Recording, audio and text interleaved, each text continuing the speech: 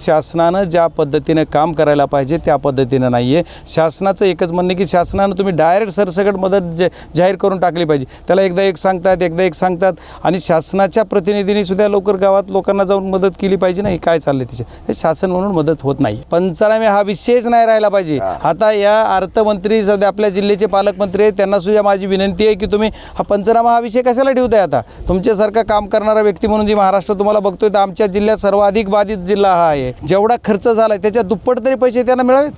खर्च झाला आता ते खायचं काय.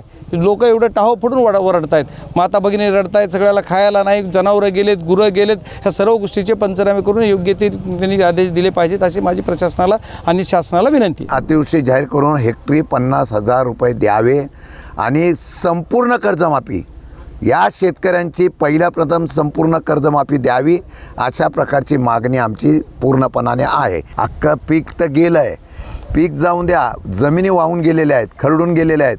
मागच्या वेळेसुद्धा पाऊस पडला तेव्हा खरडून गेलेल्या जमिनीचं अजून नुकसान भरपाई मिळाली नाही.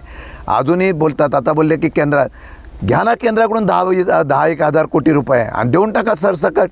तुम्ही बाकी सगळीकडे कात्री लावा. आजही आमचं म्हणणं आहे सगळीकडे कात्री लावा आणि या शेतकऱ्यांना उभं करा, नाहीतर या शेतकऱ्यांचा तळतळाट ह्या सरकारला घालवल्याशिवाय राहणार नाही.